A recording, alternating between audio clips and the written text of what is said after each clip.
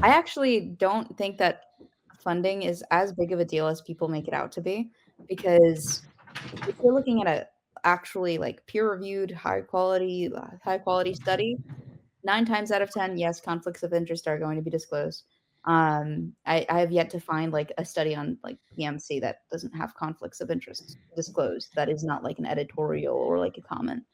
Um, and also, if they are being like quote unquote bots, they're going to be bought to not report data, like purposefully not report data, not falsify data.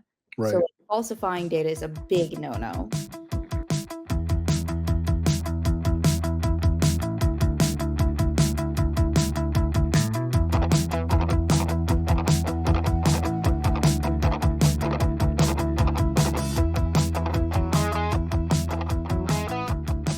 All right. We got an exciting one today. So we got Ella, Miss Scientific Snitch, joining us. Dr. Mike, thanks so much for joining us. And we're going to get into some fun stuff today. So for those out there, there's a lot of people that will post things and say research says this study said that, and a lot of times either they post it and they don't have a citation, or they do have a citation, which is even worse, and then you look at it and you say that's not what the study says, or that study's garbage. So we thought, just for the audience out there, we thought let's get some experts on there. I'll let both of them kind of talk a little bit about their educational background, but I know both have extensive experience in the area of research. And then, so what we hope to do today for everybody in the episode is to not only have some fun, engaging conversations, but also give you some takeaways so you understand at a high level how to read a study, the validity of a study. When you're looking at research or some content creators claiming research states something, you can kind of flush out what's actually accurate, what you should pause and maybe think about, and what's some other things that you're like, oh no, this is garbage. So maybe Ella, if we can start with you, do you want to talk a little bit about your area of study, what you have going on? I don't know if you can say the university you're going to or not. I know they have social media rules with some of the research you're doing, so that's why I don't want to say it. Otherwise, I would have said it for you, but I might put my foot in my mouth. But so, what do you have? What can you share today with the audience? So I can't actually share the name now. The only thing is I just have to say like, okay, all of my opinions are my own. I work at the university, so like all the other opinions are my own. I don't represent the university's opinions on this. That being said, I am a master's student at the University of Iowa, the Human Health and Physiology program. I got my bachelor's of science from the University of Michigan in kinesiology, exercise science. And I primarily got like my training for reading the literature through working in a lab for a little over a year now. Not a lot of lab experience, but getting there, and hopefully I have a lot more in the future. Um, yeah. Good stuff. Beautiful. Want me to take off? Go right ahead. Shoot your shot, sir. That's Yeah, that's the host's mistake there for pausing too Mike long. MacPherson. Undergraduate degrees from Michigan Tech University, up there in God's country.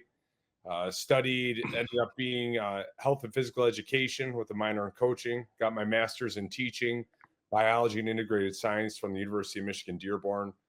Spent 10 plus years teaching all the high school sciences, some of the at the collegiate level as well, at Henry Ford College. And then got my doctorate in health science with a concentration in global health from Trident University International. And really very into strength and conditioning. Has been my passion. Really fell in love with it. I played football at Michigan Tech. I was a fullback. Fell in love with the human body, training at that point. Started getting the NSCA journals, reading there. And then was really writing my dissertation during COVID, where I just wake up. The only quiet time would be 3 a.m. My wife had our daughter the day the state shut down. It was a pretty wild ride. And we had a 2-year-old, and my son was 2.5, 2. So only quiet time was in the middle of the night or early morning, whatever you want to call it. And so I would just get up and read, and just kind of push through. And that's when I really started the little nuances, learning what good research was, what wasn't, and everything in between. Awesome. Yeah. And I know I know we did a previous episode, so we probably won't get too much into detail, but blood flow restriction training is a big area of research that you've been diving into for a few years. And I think there's a lot of good content, especially on your LinkedIn, I know, just out there related to that and some of the positive benefits, which was pretty cool to experience myself. When you hooked me up to the machine after I had a little elbow ouchie, and between that and some good rest and recovery and other, combination of some other protocols, it's sped up the recovery time really quick, which is good to see. Yeah, absolutely. Love to hear that. Yeah, that's so cool to see, like, to be on like a call with you. Like, it's so awesome to see people super advanced in their career. Um, so it's like I just like looking up to people who are, I guess, more in there. It's super kind. I hope you're talking to Joe. I'm still figuring this out. Well, I'm just a meathead with a microphone, so you guys are screwed if I'm the one directing. Well, I thought we would jump in to just some of these topics, right? So we talked about one of the things I think is important is maybe high level. I have 7 that I listed, but we can do 3, we can do 7. Different types of study methods and a breakdown and ranking, like most reliable versus least reliable. So I'm going to read them out in order that I have a list of, and then if you guys need to move them, let me know. But the first one, systematic reviews and meta-analysis, randomized controlled trials.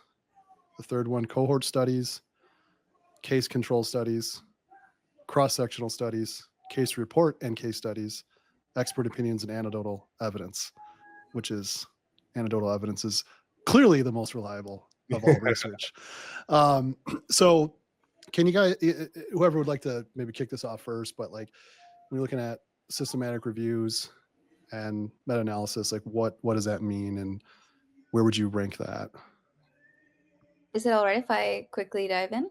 Mm-hmm. So I think something that I would prioritize almost above what the study actually is clinical relevance.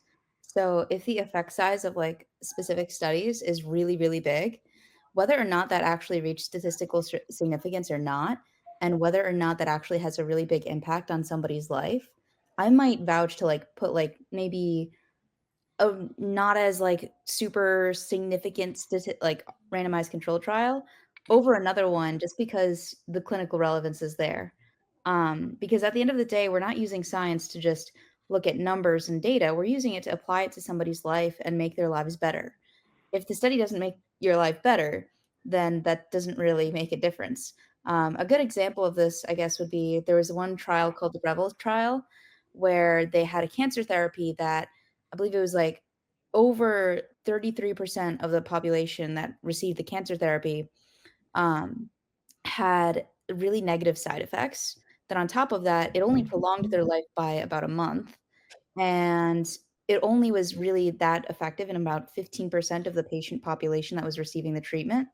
So, like, when we're looking at, is this addition to the therapy actually going to do something that's clinically relevant in this population of patients who has like a really bad disease that is already super advanced? The trade-off of like really poor quality of life for an extra month may not be worth it for everybody. So, like, I guess if you apply that to exercise science, it would be like, is the extra 5 grams of muscle growth actually clinically relevant, or is it just something that is like statistically significant? So that's like one thing I would note. As far as like systematic reviews and meta-analyses go, the quality of them directly relies on the quality of the randomized controlled trials they're reviewing. Mm. And that's a really big problem in exercise science from what I've read. A few meta-analyses I've come across specifically on strength and frequency, there were like journals in there, like, or sorry, papers in there that were from predatory journals. I was like, oh God. So it's I guess it depends on the quality of the actual data. So in a way, I would almost put some randomized control trials above a meta-analysis if the meta-analysis is that crap. Can you explain what a randomized controlled trial is for those who it might be a foreign language to them? Like, what exactly does that mean? Michael, you want to take this? Yeah, absolutely. And I think you're spot on. I think overall, grand scheme, thank you for leading that, Ella. grand scheme of people, it seems, posting stuff on LinkedIn, the systematic reviews, the meta-analysis, that's what people really want to see. And I kind of take it as part of my role is right to dive into those. What studies are they citing and how are those studies run? Randomized controlled trial, right? There's going to be single blind or double blind, but there's going to be an experimental group, a control group, and in certain cases, right, the person who's administering, maybe it's a supplement, right, and that experimental group's getting the supplement, the control group is not getting the supplement. In a double blind, right, the person who's providing that supplement, they don't know whether they're getting it real, or just a fit, like flour, if it was a creatine supplement in that proprietary blend, something along those lines. So that's really, I guess, quote unquote, the more people you talk to, right, that's the gold standard of those randomized controlled trials. I will say there are some interesting case studies, like BFR, just one off that I've been seeing, and then it kind of gets picked up and run with. So I think those case studies are important for an initial jumping off point for literature. Like one was blood flow restriction and lower back pain. People dealing with like L4, L5, L5S1 herniation, things along those lines. And so they did a case study. There was a report on it. Male under 30 had positive benefits, and then it alluded to a larger study that ended up taking place. So I think I'd also want to add in like animal trials and in vitro studies as well are fantastic jumping off points as well. Specifically when we're talking about like skeletal muscle, we can learn a lot from some animal studies, like learning the differences in like muscle physiology between mammals and amphibians, because we use a lot of amphibians, from what I've read and like also what I've been hearing throughout the field. But that also is like I would say case control studies, cohort studies, associational studies, animal and in vitro studies are all fantastic jumping off points. And also for specifically animal and in vitro just means in a petri dish. So a glass container full of cells. They're really great ways to understand the mechanism. So once you see like what played out in like a randomized control trial, you can also like take biopsies from those individuals, maybe culture them a little bit, and then see what's actually going on underneath, which can help out too. Yeah, let me, if I could talk it back and tell me if I'm giving a fair example to articulate that. So influencer A, content creator A says, sucralose causes cancer in vitro studies. I'm making this up, so I don't even know if they said that, and then influencer B says, well, but it's in vitro. We don't live in a petri dish. And if I hear you correctly, you're kind of saying that's a jumping off point to maybe maybe it's a bad example, but to investigate it further. Perhaps it creates more of a call to action for funding or for planning to do more thorough studies on the topic that happened in vitro. Is that what you mean by that? Or is there something, maybe a gap I'm missing there? Yes, but there's a little bit more to it. So a lot of in vitro and animal studies that are used to assess like how toxic or how lethal a substance is, they use really high doses. And in that study, I know what you're talking about, the sucralose study. They used absurdly high doses. So if you're like gorging a mouse until it grows a tumor, that's not a really good like real life, like that's not clinically relevant. So that's why I was like, I put clinical relevance up there as like one of the top things I prioritize when interpreting literature, because it doesn't matter if it's not actually going to be seen in real life, or at least in a real life scenario in humans.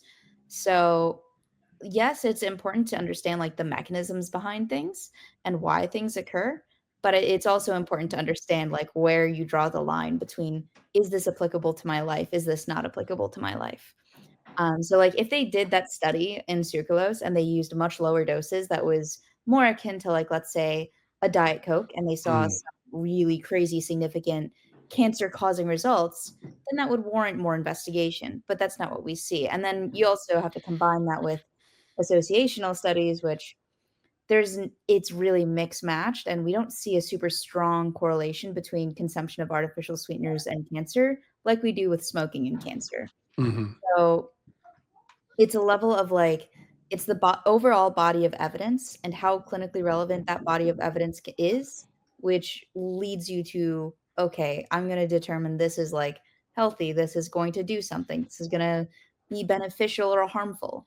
I think that covers it. What do you think, Mike? Yeah, I think great points. I think at Vitro, it's hard, great jumping off points, but it's hard because we're not a petri dish, right? There's a lot going on in the human mechanism, the metabolism, the way we break things down, the interactions of the different, right, the chemicals, everything that's going on in our body. It's very hard to say, well, this happened in this confined space underneath this magnifying glass, right? And we're not like that. There's a lot more going on. So I think it's, again, great for, like you said, for the mechanism. What's a mechanism of action? How do we further unpack that?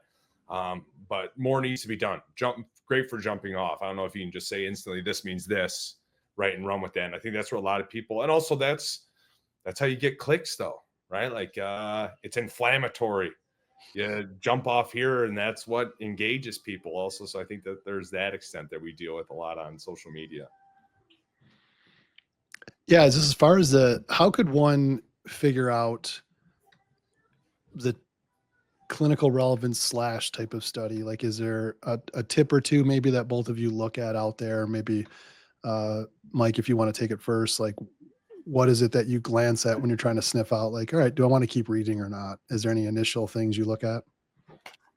Ooh, that's a great point. So recently, I'm looking for the meta-analysis, the systematic reviews, the randomized controlled trials. I want to check those out. I'm going to go read introduction, right? The methods, whether inclusion criteria, exclusion criteria, the result. I'm going to read through. Really, that's hard for a jumping off point. I'll read through the whole thing because I want to be well versed, and that's one thing I learned when I was working on my dissertation. Kind of get an idea off the introduction. Does it pertain to what I'm investigating or what I'm looking into? But then really getting into the nitty gritty, like how was this performed? When I was diving into fat soluble vitamin literature, getting into, was it synthetic vitamin based, or the bioabsorption rates? Was it more of a natural, or taking it from plants and fruits and vegetables and things along those lines? So just those nitty gritty details. For a quick one, people reading literature, that's a challenging one. That's hard. I think the more you read, the better off you'll be. And it's challenging. Kind of sniffing stuff out. Yeah. Yeah. Cause I stumble upon people citing sources, and part of what I would do in my dissertation would investigate those sources, and sometimes they dry up, and that source was really non-existent. It was cited in paper after paper, but it was not there. Ella, how about you? Yeah, I do agree with that. Like, I always try to investigate the source of where the information is coming from, even if it's in a review. Like, it's so important to look through that, especially a review. But in a systematic review and meta-analysis is also equally as important, because especially if you're new to a topic, if I'm new to a topic, I almost always go first for the meta-analysis and systematic review. I'll read through the introduction to get an idea of what I'm getting myself into, and then I'll go into the papers, and then maybe I'll read up on as much as narrative reviews get a lot of shit, they do make it a lot easier to understand sometimes. So if I'm going into a complicated topic that I've never done before, so for example, I'm not the best at physics. If I'm going into a topic of let's say advanced physics and I don't know it that well yet, then I'm going to go for narrative review first. I'll look through the sources of what the information is coming from, learn the basics of what the field is, and then I'll dive into a meta-analysis or systematic review. But that's only if I'm really new. I would say if you have, the more you read, the better you get at interpreting literature. It's so important, especially because you can start to see trends in what methods are good, what methods are bad, what methods look like they have a lot of confounding variables, and that's also something I'll look out for. So as you said, inclusion criteria, exclusion criteria is really important. And then what was the experimental group doing? What was that group actually looking for? Did they account for things that they should have accounted for? Or is it all over the place? There's been a few studies, at least in exercise science, where they have the experimental group doing this one workout program, and then the other group doing another workout program. They're trying to assess training frequency, but both groups are doing completely different exercises. So it's like exercise selection, like just general coordination adaptations are just left aside, and they're like, oh yeah, we didn't account for that, but like we're not going to mention it. Um, Things like that are things to look out for, like if there's potential for confounding variables and things like that. I would even go on to add when it comes to exercise length of Oh that yeah, study. That's something we see a lot of where it's like it doesn't work. And it's like, well, your study was 2 weeks long, 4 weeks right. long. We need Yeah. a little bit more, right? We know it's consistency, some of those old school exercise, right? Showing up and getting it done. And that really fosters adaptation. That, and I would also say, like, measurement method. Right now, in specifically muscle growth literature, because that's just, like that's where I've been reading a lot lately, um, their measurement methods, they don't account for all of the confounding variables. We haven't had a really good gold standard method, like the DEXA scan, not the best for specifically measuring muscle mass. It's good for measuring lean mass and bone density, but it doesn't directly measure muscle mass. So that's throwing in, like, for example, like water retention and muscle. Mhm. And we see that in creatine studies, which for the longest time we thought that creatine directly causes muscle growth, despite the mechanism not really lining up with that. And then, like, recently there was a study that was like, okay, well, if you adjust for the period of time where you have intramuscular water retention after taking creatine, the rate in muscle growth is the same, Mm. because it doesn't actually speed it up, it just improves your performance. Mm-hmm. So like things like that, like getting good measurement methods that are consistent is also really important. So if you're reading through a meta-analysis and every study uses like completely different methods, that's like to measure like how much the muscle is growing or what they're actually looking for, that's a big problem. Mm-hmm. Yeah, I was going to add just for those out there, so that maybe they're hearing some of these terms for the first time. So systematic review, meta-analysis, like combining multiple studies for comprehensive review, and then they have like strict inclusion guidelines to eliminate bias in a lot of these type of studies. But I'm curious if you could take a moment and just share. I'm sure a lot of people could piece it together, but just in case, what a narrative review is, like what would be an example of that, or who would, what is the difference with that? So I guess since I've very recently started been writing one, narrative reviews kind of just give a little overarching, like what is going on in the literature, where can you take it from here. From my understanding, a lot of people in graduate programs start off by writing a narrative review. And something that my old mentor told me was like, if you're trying to get into like a space and you're trying to dive into the literature and become a researcher in a specific topic, you got to first write a narrative review. For every lab you join, write a narrative review. And you're always going to be able to better understand the topic by the end of it, because it's not necessarily a systematic review of multiple types of studies that you specifically choose. It's just what is going on in the literature, what are the like gaps, what are the limitations, what is going on, um, and then maybe also explaining like mechanisms and stuff like that, especially if you're in a lab like that. Dr. Mike, is there anything you'd add to that, or?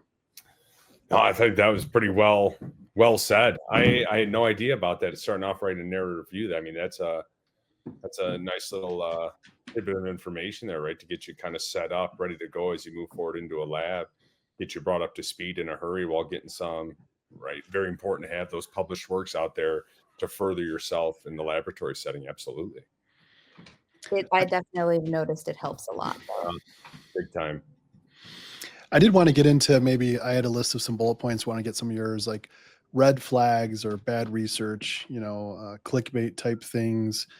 I'll kick it off with like the first one, if any like sensational headlines or something that seems overstated. That's usually, if it seems overstated, it is. So that's kind of a good red flag. If you see something, this causes this, something very black and white that you've never heard before, it's first time, and it's not on major news as like some kind of someone's winning the Nobel Peace Prize or not Peace Prize, but like a Nobel Prize for like science or whatever for some crazy discovery.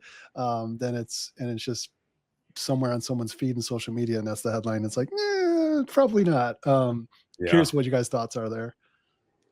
I definitely say a lot of this causes this there might be a correlation, there might be a very strong correlation, but to say that this immediately causes this, or does not this, right? That big knot in there will cause me, okay, it catches my attention. I'm going to read it and be like, okay, now where, especially when it goes against, you got 99 articles that are all in support of, and then you get this one. It's like, what were they doing? What was their length? What did their methods look like? How did they come to this conclusion? Definitely, it gets me questioning, curious right out the gate. Yeah. As somebody on social media, I've used like hook like lines to like get people's attention. Sure. But I almost always like clarify at some point throughout the video, like, okay, this is potential, this is this is that. Because it's so important to acknowledge that. And if I don't acknowledge that, then I make a follow-up video like saying, okay, yeah, I overstated this. But either which way is like, yeah, if it seems overstated, it probably is. Especially if they're trying to make it a super flashy headline. I'm trying to think of a good example of that, but yeah, there's a few times where you've seen like this causes that, this you can't do that, and it's like even if there's a strong correlation, do organic food sales cause autism? There's a super strong correlation there, but I'm pretty sure they don't. Yeah, sometimes it's obvious, but sometimes still someone will try to connect the dots. Like, Yeah. Are there any other examples that come to mind, like correlation, causation, maybe things that were misquoted, misrepresented? Go ahead. Ice cream sales and shark attacks. I know it's crazy. Ice cream sales and shark attacks. Who would have thought? Oh, go ahead.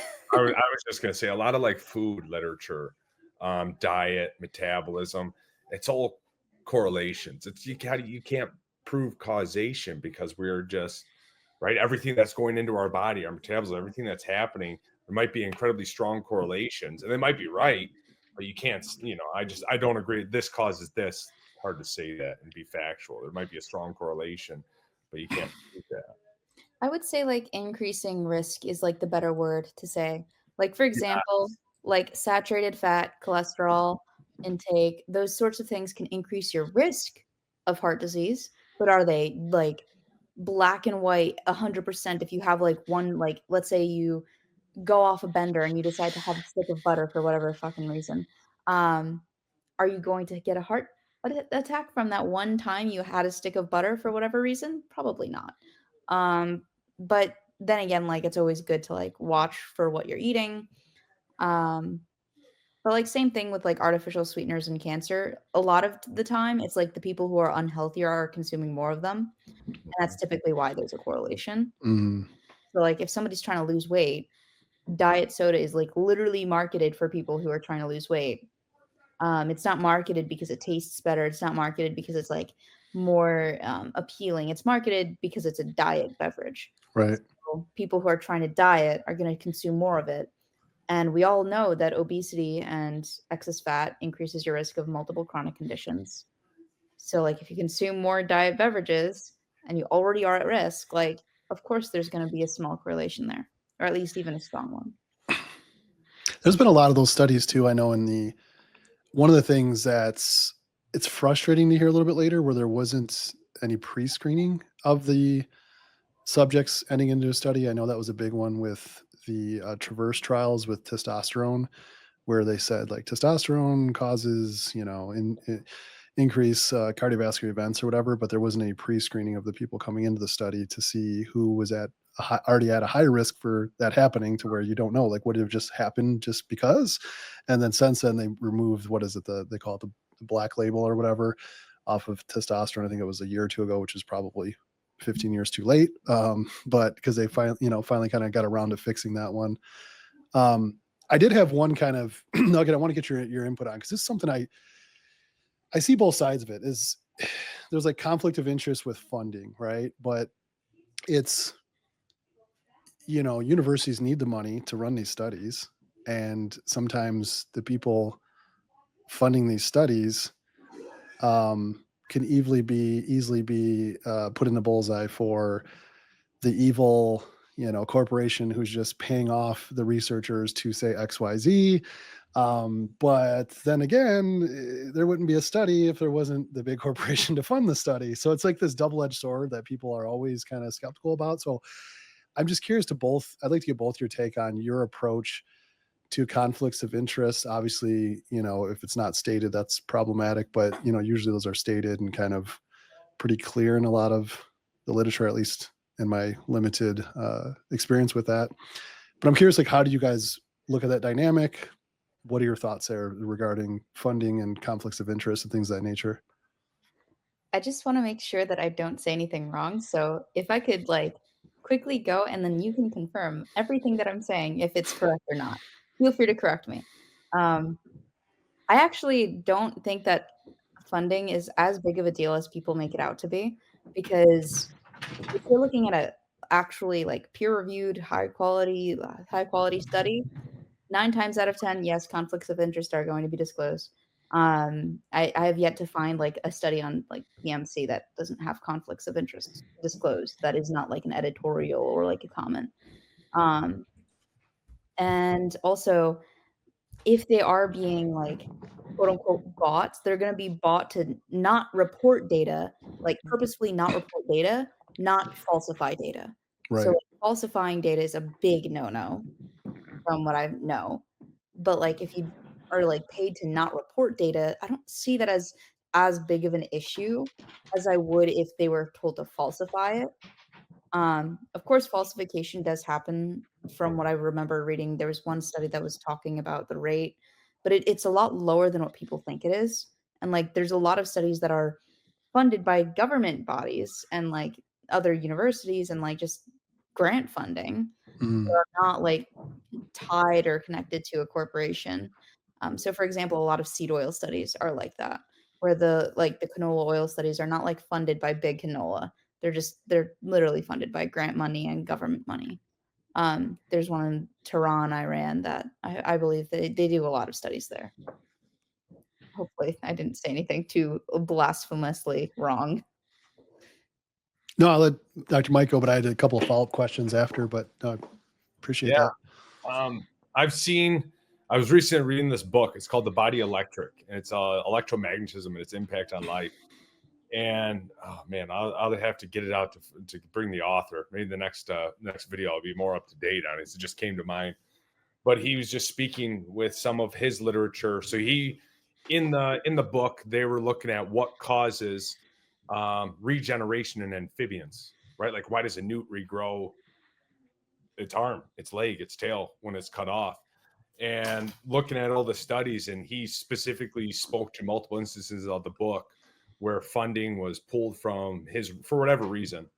He lost funding, lost research, lost opportunities, and made it and alluded to basically that it was I don't know what if you would say like a no or just maybe just too way out there to get funded. I think it's interesting, the literature, especially when you get into like the generally the grass list, generally recognized as safe. A lot of that literature, if I'm remembering correctly, those companies when they're performing or putting those pieces of sorry, I got my son here, nutrition research out there, the government's relying on those companies to produce their own studies, and then they're providing that literature to the overseeing body. That to me would be like a red flag. The company who invented the product or the supplement or whatever it is, they then did they performed the research and then submitted that somewhere. Like there's going to be bias. There's going to be a conflict of interest.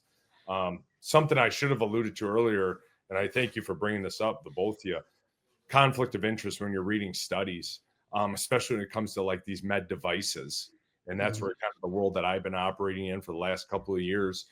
It's the irony that it seems that the company that produced the device seems to have all these phenomenal results while the competitors just don't seem to perform as well. But it only happens in that study. And then you look at it, all of those, whoever's using it, whether it's the PT, the orthopedic surgeon, whatever, they're affiliated, right? They're taking royalties, whatever it may be, or they're supported in some way, shape, or form by that company.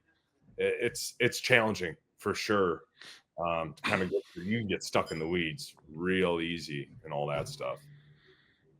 Yeah, so it sounds like there's certain areas that it may come up as an issue, like if the company is reason for pause if the company is creating it and then it's not showing up in other studies, if I hear that correctly. And then just from what Ellie, you were saying, that's interesting too, because I think the general person who's not a researcher, there's a perception out there that all research is funded by a company or something of that nature. And so I think that's a good explanation and description of the different variation ways of getting funding, things of that nature. And so I'm curious to just high level, what are some steps or processes that you are aware of or have read about that one goes to petition for funding for an upcoming study or something on a given topic? I have not written nearly as many grants as I should have to answer that question, so I'll let Mike answer that one. I would say, you've probably written more grants than I have. But the ones that I've written to get funded or any sort of funding, stuff I did when I was a high school teacher and a college professor to get funding, it was a pretty substantial process, right? It's lengthy. There's an investigation. You're accumulating a ton of information. Every step is marked out. So right, what's coming next, where's the money going. It's a significant amount of work, in my opinion.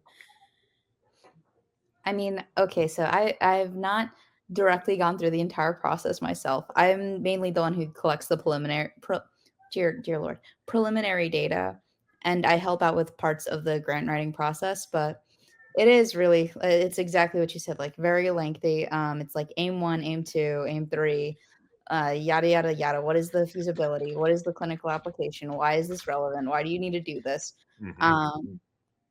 And that's like everything that goes into like larger grants, like an R01. If you're going for like an R21, it's like a little bit less, but like still, it's still a very lengthy process. And like determining whether or not you want to go for an R01 or an R21, or maybe you want to find external sources of funding. All that can be very difficult. And then the peer review process too. It's like people like looking at you saying, "I don't like how you said that. I'm just gonna not." It's that's really bad in terms of not bad, but it's like it's bad in the sense that like it's bad for you. But it's very rigorous. And then on top of all of that, now we have governmental like things like you can't use the word diversity like as a lot of things, a lot of hoops to jump through. there's even more. So right, and it's the same with anything, right? There's some grants out there that are probably no doubt funded by companies, and that they're swaying the researcher possibly so that they come to a certain conclusion, and that there's one that there is none. It's all government funded. They're done right in the name of science. We want to find out if this truly causes this or if there's a correlation. also, I guess I should also add on to that, like as far as like swaying researchers goes, like it it does happen to a degree. Like you can design a study so that way you know that this is going to be insignificant, or you know this is going to be statistically significant. Like using specific statistical methods that are more powerful or something like that Yeah. can have a really big influence on like whether or not you find actual data that is significant and how you come to that conclusion. But all that being said, like a lot of scientists get into this field and go into science not because it's like an easy way to make money, because it is not. It's not easy. It's like I believe there's a funny joke that somebody told me. It was like PhD stands for pipetting hand disease. But like it's not an easy job to have. It's not just like you're getting flooded with big pharma money. I'm not swimming in big pharma cash.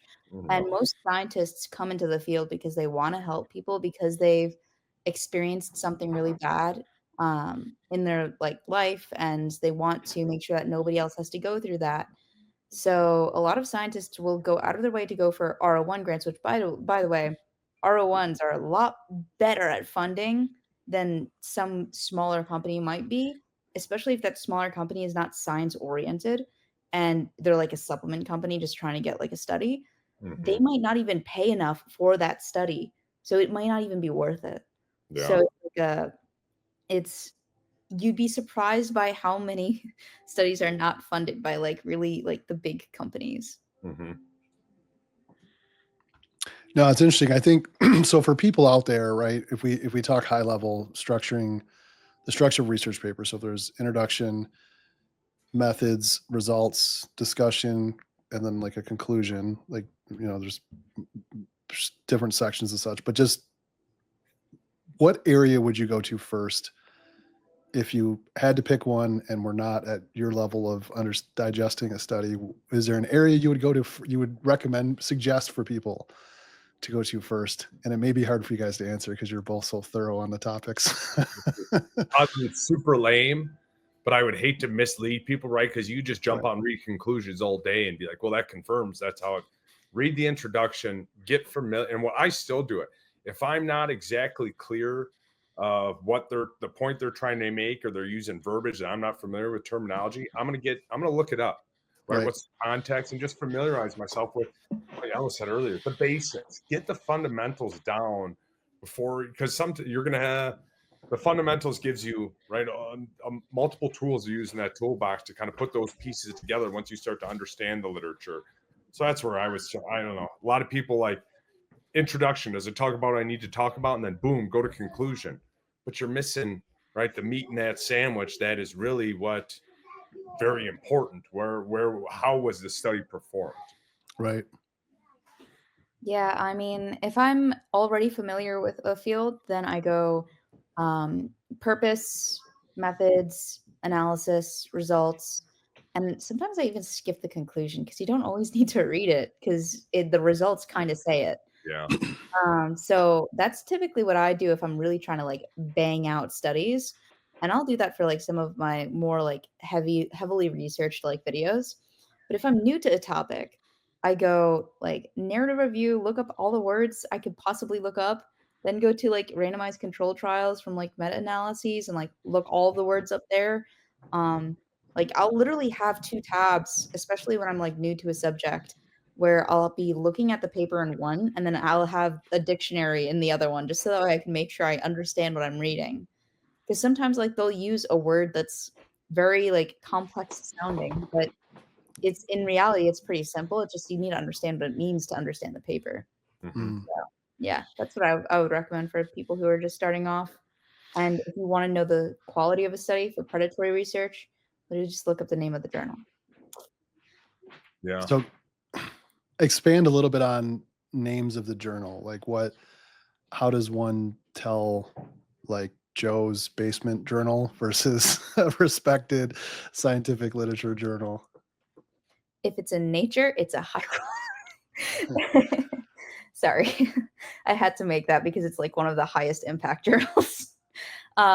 Nature Journal is like one of the most well-renowned journals. Yeah. So if you see it in Nature, you're pretty much good. Cell, Nature, those are really good journals. But if it's like some weird off-brand looking journal, that's one way to tell. Another way to tell, so usually it'll say like where the paper was published on PubMed on either like if you click the full text links, you go into there, you'll see the name of the journal somewhere on the top like title page area. If you need to download the PDF, it'll also say it at the top. Typically, always at the very top, or even like at the head of each one of the pages. If you only have like one page for whatever reason. But if you know the name of the journal, you can literally just look it up, see like maybe is it peer reviewed? Is it like pay to play type thing? Like what is going on with that journal? And yeah, you can even just look up the name of the journal and then is this predatory? And typically AI has a decent. I don't always rely on AI, but like that's one thing that it's pretty good for. That's exactly what I was going to say. Just for people trying to get into it who aren't unexperienced, ChatGPT. What are the top 10 most reputable journals? At least you can start your investigation there, get an understanding. It's going to right. Different Journal of Strength Conditioning Research, the NSA puts out high quality, as opposed to you might get into some really obscure stuff in science and exercise. So that would be helpful. And you can use AI to kind of make lessen that learning curve. Definitely utilize it. Also, just before you go on, Yeah. another tell if a journal or if a paper is published in a predatory journal is if you notice a crap ton of spelling mistakes. That almost never happens in peer-reviewed journals. There was one time I found a study that literally said pack fly instead of peck fly, and every muscle was abbreviated into like the bro science term. From there, I just looked up the name of the journal and it was predatory. So it's Interesting. One of the things too that now, mind you, this is like 20 years ago, so this was a college course, but I have sometimes a memory of an elephant, so I can remember these little nuanced things. But they used to talk about when you go to the site or go to the journal or the whatever, if there's a bunch of ad pop-ups and things like spammy type behavior on the page, is that still something that's relevant, or is it kind of like everybody's selling their souls for ads nowadays? Like, is that a possible reason for pause? Or because I know 20 years ago it was, but I think at least I was told it was. I mean, I don't think you're wrong. That would definitely, I get a lot of my stuff, right? I'm either using through my university, going through their library, and I can honestly tell you, I don't see very many ads, or I'm using PubMed, especially on my LinkedIn posts. So most people they can click the link, they have access to the entire journal in PDF form and have an opportunity to read it. Yeah, I'd say that'd be a cause for concern if I click a page and there's 15 pop-ups and buy this, especially if it's exercise, they want me to buy this or buy that. I might be definitely be a cause for concern with that journal. I'd do a little more investigation. Yeah, I'd say the same thing. Like I don't see ads pretty much at all. I have my lovely access to the 2 university libraries that I switch between whenever I can't find one in one. But yeah, it's like if you use university library, which by the way, if you're just getting into research and you're a student, take advantage of that, please. Right. It's so nice to have that. Yeah. Yeah. I definitely took it for granted in my undergrad, and now just the realization of the amount of information that's at your fingertips that you could really use to set yourself apart, create some distance in your methods, or even if you're exercising, how much further you can excel yourself just by digging into a little bit of literature and avoiding mistakes along the way. I'm curious in both the areas of where you've been reading research if what I'm about to describe happens. So I'll give you an example. There's headlines, people posting about it, a news outlet posting about it. 4 different studies, 4 different ingredients in the studies. One increases, let's say, testosterone, because that's a common one that I see. This increases testosterone by 10%, this by 20%, this by 15%, this by 5%. Try to do my math easier. Therefore, thus, this product, it's 40% increase. So like, as far as like combining it all, and then they have the citations and they really like, this is good. So buyer beware. I think I would just say that's not how those things work. But then I'm curious if there's other examples or comments you would have related to that. Do you see that in other fields? I see a lot in supplements, but I'm just curious if you see in other fields or if you have any other examples to maybe add to that. Yeah, you see it in exercise science for muscle growth.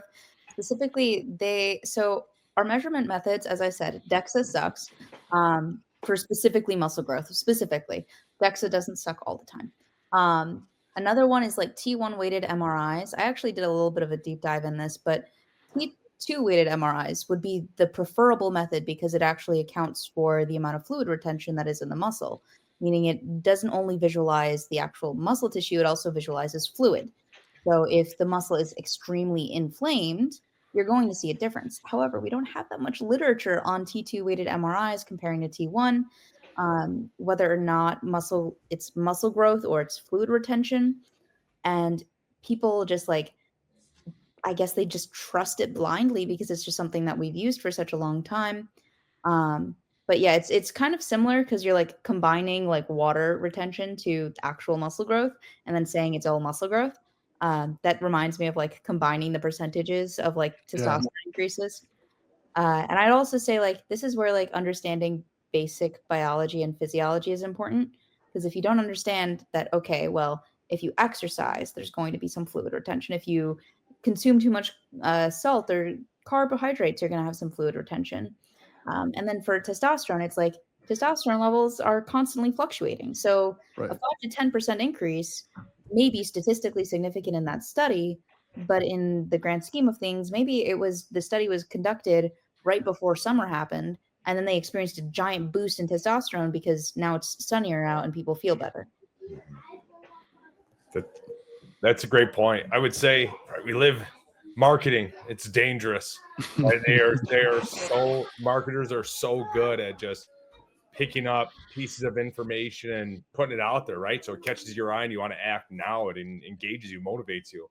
When I see things like that, like 40% increase combined, I want to look at the citations. I want to how especially if I'm gonna put it into my body or recommend it, especially myself, right? I'm putting my name out there and recommending this to someone else. I want to know a little bit more about it, to do a little bit of deeper dive because I don't know, I kind of look through it. I guess it'd be the one thing I try and be very optimistic and positive when it comes to some of the stuff out there. I'd say that's the one area where I'm like, you got to prove it. I need to learn more before I just jump off. And that's also where clinical relevance comes in because, like, is that percent increase actually clinically relevant compared to just like not taking anything at all? Yeah, I don't remember. Go ahead. No, I mean, you just come back to what I think it was Ellis said, right? That fundamental understanding of pay attention in high school, that biology class, get those building blocks because if you're interested in muscle health and this type of science, it's very helpful in navigating some of these marketing schemes, some of this literature you see out there, very helpful. Yeah, I think it's like also lifestyle dependent. And what I mean by that is person A, it's going to increase muscle growth, by 0.5% over the course of 3 years. I don't know, making this up. And maybe they have a disposable income to where they just really, really care about that. And they want to spend the money on that thing that's going to give them that movement. And then person B is on a tight budget and they're reading about how, oh my gosh, this thing increases muscle growth. I must have it, but they're can barely get by, and they could be putting those resources in like a better gym membership or just better quality food or things of that nature. So I always like try to describe that with people, even with like in the functional medicine space. It's like, yeah, everything here is going to help you. Like pretty much everything we do is being prescribed by a physician. They're making sure it's healthy and that there's going to be some upside to it, but also just cross-checking it with like, what is your lifestyle? What's going to be your, lack of a better way of putting it, but like, what's your best bang for your buck? And I see that kind of, like, again, I hate to keep going back to it, but I do see it in like supplements. I see it a little bit too with certain food quality, like the whole food, the natural, the organic, the this, the that. And it's like, okay, like, is it worth $10 more for that apple? Like, I'm being, a little over the top, but it's like, Yeah. is the value there? Is it let's just let's just say for the sake of discussion, it was this much better. I'm just making this up. So don't take my head off, Alex. I know it's a hot topic for you, but let's say it was this much better, but you had to pay 150x to get it's like, then what are we doing here? So I just curious, any of your thoughts, or Ella, I know you're chomping at the bit, so I'll let you go. Just because I've been literally doing my own like digging into this because I have been obsessing over organic pesticides for the past 3 weeks. So according to the LD50 of eugenol, which is the alternative to glyphosate in foods, so it's used on organic foods specifically. It's an organic pesticide. The LD50 is around 2,680 down to 1,190 in the most lethal, like what it was found to be most lethal. The lower the LD50, the more lethal a substance is Okay. because the less of a substance is needed to cull half of a test population. Obviously, most of this is not done in humans. So it's mainly rats and mice. And if you apply like a 100-fold safety factor, you get relatively what it probably would be for a human. The LD50 for glyphosate is between 3,500 to, you wanna guess what the upper limit was? Because I was absolutely baffled by it. I don't have a guess. Around over 7,000 milligrams per kilogram was, like, the highest LD50 that I found for glyphosate. The lowest one was 3,500, which is still more than eugenol, which basically means that, technically speaking, glyphosate is between 45 to over 200% safer than eugenol, the organic alternative. So when we're talking about, oh, is organic safer or is synthetic safer? In reality, because synthetic chemicals are going to be a little bit more targeted for pesticide usage specifically, and they're also more effective, you're using less, you're getting more out of it. And at the end of the day, the organic food actually technically would have more pesticides because eugenol is an absolutely horrific weed killer, not to mention it has to be formulated with soap and acetic acid before it can even become relatively safe. Relatively effective as a weed killer. Sorry. But yeah. Very interesting. I've been on a super crazy roll on that. I'm just taking it in. That's why I'm kind of. Yeah. Go ahead, Joe. No, I was just gonna say like that. I've heard that in other examples, but not those specific numbers. But it's definitely, I think it's a good point to like, well, this is, as an outsider, this looks and feels safer, but you have to use 10 times more. Let's say, I'm just making that number up, but therefore at 10x of that amount versus 1x of the other amount, it's actually more damaging or harmful. So I think it's also just that label says organic, or that label says fill in the blank marketing term. But the reality is the end result is either the same or worse in many cases. And gosh, the average American consumer, you feel for it because it's confusing. I mean, we do this stuff and there's a lot I'm sure we could pull up and unpack a lot more in depth. It's just the natural fallacy. Natural stuff is better, but most of the time it's the things that we make that are more reformulated, more targeted, more effective, that tend to be a little bit safer. I mean, the natural medicines have their place. They're good with pain management. They're good with making people feel comfortable, like chamomile tea. But like when we're talking about like treating actual disease, it's a little bit different. So yeah. I also think organic can mean like definitely hard and very old school thought, right? Kind of growing your own food, like organic, take a little bit of ownership of what you're putting into your body if you have that opportunity. But now organic, to what originally started, I think, like in the 60s or 70s, that organic, what they had then, I don't think is the same organic you have in 2025 with the regulations, the rules. Talking with organic farmers, the amount of money it costs just to carry that certification. And then in addition, like you're saying, I mean, that the amount of pesticide, that's amazing. What an impact. I mean, just that fact is for surely. I mean, if I were to calculate, so the amount of glyphosate that's actually, because it's because of the way that things are regulated, or there's less regulations and less like strictness on organic pesticides because nobody really cares about them.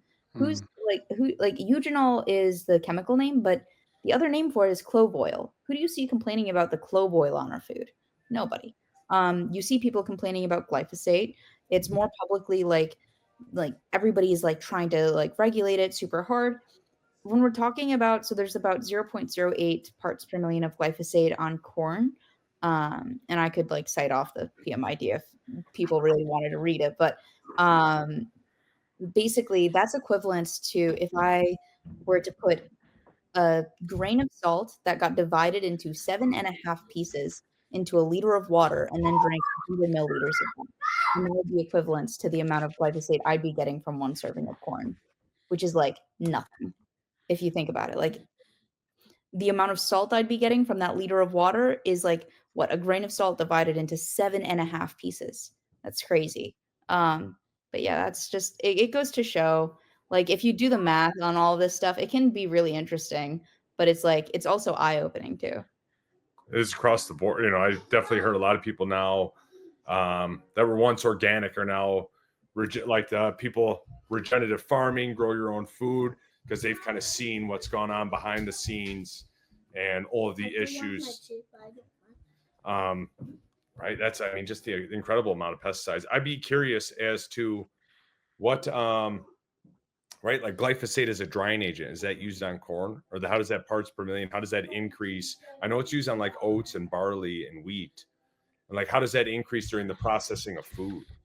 So glyphosate is actually just an enzyme that is used during the growing season to help prevent plants. And by the way, we don't have this enzyme that we don't have the machinery that basically interacts with this enzyme, so it doesn't really affect us. But plants need this enzyme. I don't remember the exact You're enzyme. speaking about the shikimi pathway, correct? Right, it inhibits. Yeah. So glyphosate in reality is just preventing plants from creating amino acids, and they're plants that are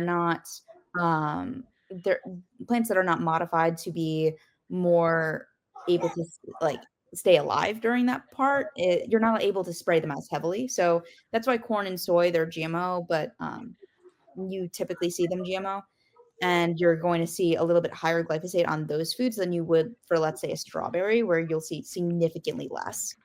Um, so when we're talking about how much glyphosate is actually on the food when we get to the food, it's going to be very, very small because it's just used during the growing season. It's not used like after the fact because there's no weeds around to kill.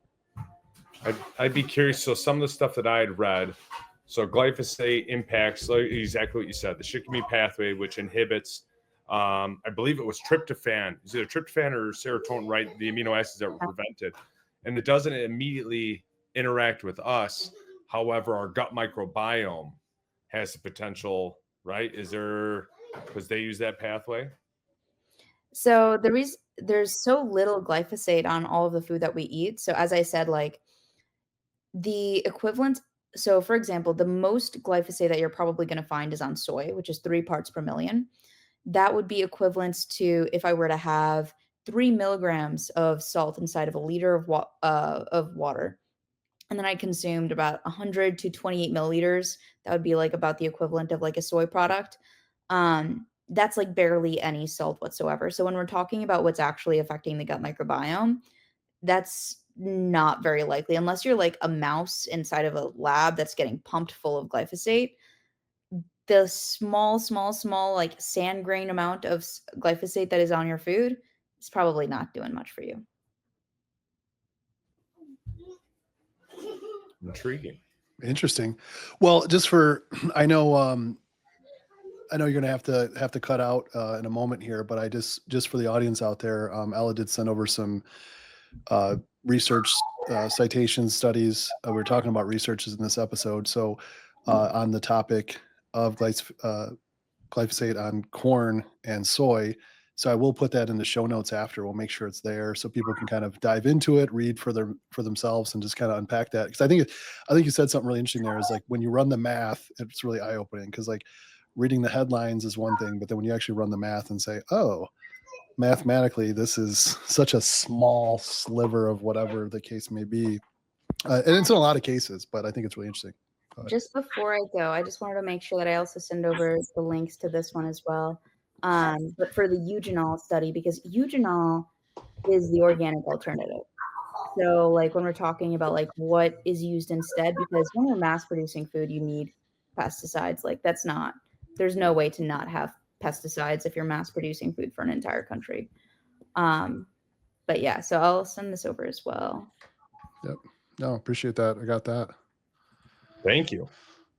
All right. Well, I think that's a good one, good cliffhanger to end on, so everyone can go dive in and actually practice reading some research from this episode. So, yeah, thanks so much as always for hopping on, guys. And in a moment, just want to get all where people can follow you at. But for the viewers out there, just remember to like, comment, and share the episode. We definitely appreciate that. And if you have any questions, just again putting those in those comment sections, because a lot of our guests, including Ella and Dr. Mike here, they're gracious enough to, if I ask them, they'll get back to me, and we'll answer those in the comment section. And as always, be sure to follow the First Optimal account. But Ella, let's start with you. Where can people find you and learn more about all the fun havoc you're raising on Instagram? I guess I just led them there, but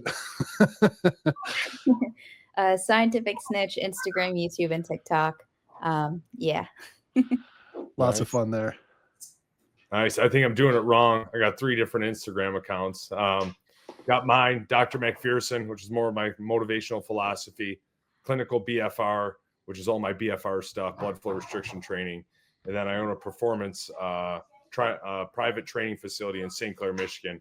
And that's GL Sports P, or Great Lakes Sports Performance. You'll find some of the stuff we do there, training with BFR, kind of combining everything: mindset, physical, mental, everything. Cool. Stop skipping a jump away from me. That's so cool. Cool.